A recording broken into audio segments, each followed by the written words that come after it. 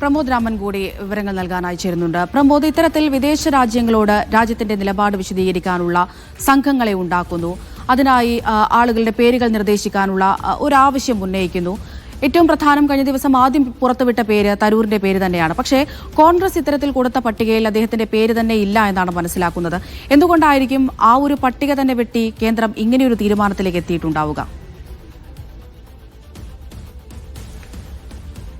നോക്കൂ അമൃത, ഇതിൽ പല വശങ്ങളുണ്ട്. ഒന്നാമതായിട്ട് കേന്ദ്രം ഇങ്ങനെ ഒരു ഡെലിഗേഷനെ അയക്കാൻ തീരുമാനിക്കുന്നതിന് ഒരു ചരിത്രമുണ്ട്.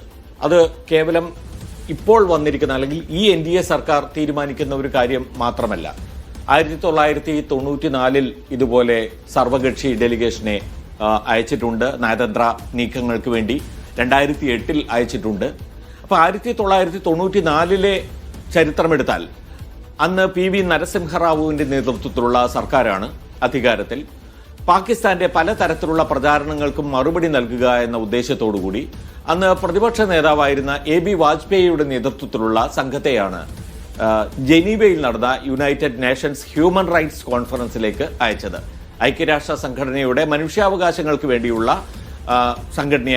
സംഘടനയുടെ UNHRന്റെ സമ്മേളനത്തിലേക്ക് അയച്ചത്.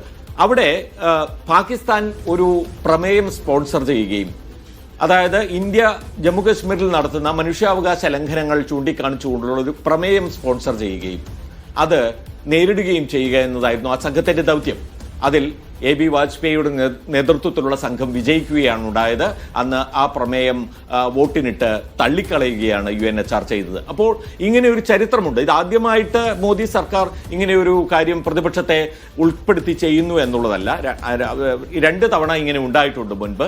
പക്ഷേ ഇത്തവണത്തെ നീക്കത്തിന് കുറെ കൂടി പ്രാധാന്യമുണ്ട് എന്ന് കാണണം. പക്ഷേ അത് മനസ്സിലാക്കിക്കൊണ്ട് പ്രതികരിക്കുന്നതിൽ കോൺഗ്രസ് എത്ര കണ്ട് വിജയിച്ചു എന്നതാണ് ഇതിൽ ഉയരുന്ന ചോദ്യം. കാരണം രാജ്യാന്തര തലത്തിൽ കോൺഗ്രസിന് മുന്നോട്ട് വയ്ക്കാൻ കഴിയുന്ന തരത്തിലുള്ള ഒരു നേതാവ് BJPക്ക് ഇല്ല എന്ന വസ്തുതയാണ് ഇതുവഴി തെളിയുന്നത്. അങ്ങനെ തെളിയിക്കാനുള്ള ഒരു അവസരത്തിൽ ശശി തരൂരിനെ ഉൾപ്പെടുത്താത്ത ഒരു ലിസ്റ്റ് കേന്ദ്രത്തിന് നൽകിക്കൊണ്ട് കോൺഗ്രസ് കാണിച്ച മണ്ടത്തരം അത് എടുത്തു പറയാതിരിക്കാൻ കഴിയില്ല. കാരണം ശശി തരൂർ ഒഴിച്ചുള്ള ഒരു സംഘത്തെ നിർദ്ദേശിക്കുക എന്നതിലൂടെ പാർട്ടിക്കുള്ളിലുള്ള ഒരു ഈഗോ പ്രശ്നത്തെ നേരിടുക എന്നതല്ലാതെ മറ്റൊന്നും കോൺഗ്രസ് ചെയ്യുന്നില്ല. ശശി തരൂർ ഈ സംഘത്തെ നയിക്കുകയും അത് കേന്ദ്ര സർക്കാരിന്റെ നീക്കങ്ങൾക്ക് വേണ്ടി രാജ്യാന്തര തലത്തിൽ ആ നീക്കം മുന്നോട്ട് കൊണ്ടുപോവുകയും ചെയ്യുമ്പോൾ കോൺഗ്രസിന് ലഭിക്കുന്ന അഡ്വാൻറ്റേജ് അവർ വേണ്ടെന്ന് വയ്ക്കുകയാണോ ചെയ്തത് എന്ന ചോദ്യം വളരെ പ്രസക്തമാണ്.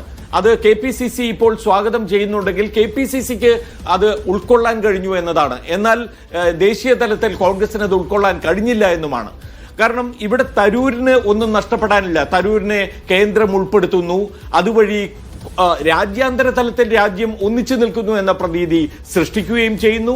അതേസമയം കോൺഗ്രസിൽ ഭിന്നത സൃഷ്ടിക്കുകയും ചെയ്യുന്നു. രാജ്യാന്തര തലത്തിൽ രാജ്യം ഒറ്റക്കെട്ടാണ്, പക്ഷേ ഇവിടുത്തെ പ്രതിപക്ഷത്തിൽ വിള്ളൽ ഉണ്ടായിരിക്കുന്നു എന്ന് വ്യക്തമായി തന്നെ പറയും. ഇപ്പോൾ ജയറാം രമേശ് എന്തിനാണ് ഈ ലിസ്റ്റ് പുറത്തുവിട്ടത് എന്നതും ഒരു ചോദ്യമാണല്ലോ. അങ്ങനെ ആ ലിസ്റ്റ് തരൂർ നയിക്കുമെന്ന് ഉറപ്പിച്ചിട്ടുള്ള ഒരു സംഘത്തിൽ അത് തരൂർ മാത്രമല്ല, പ്രതിപക്ഷ ഭാഗത്ത് നിന്ന് ആരൊക്കെയാണ് എന്ന് നോക്കൂ. കനിമൊഴിയുണ്ട്, DMKയുടെ പ്രതിനിധിയായിട്ട് കനിമൊഴിയുണ്ട്, NCPയുടെ പ്രതിനിധിയായിട്ട് സുപ്രിയ സുലെ ഉണ്ട്, അതുപോലെ തന്നെ ശിവസേനയിൽ നിന്ന് ഏക്നാഥ് ഷിൻഡെ ഉണ്ട്.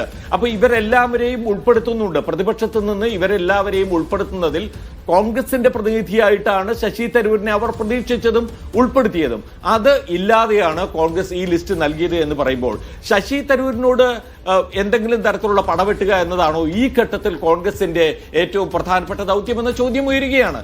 അപ്പോൾ അങ്ങേയറ്റം ഒരു തെറ്റായ നിലപാട് എടുത്തു എന്ന് വേണമെങ്കിൽ പറയാവുന്നതാണ് ഇക്കാര്യത്തിൽ കോൺഗ്രസ് എന്ന് നമുക്ക് പറയേണ്ടി വരും.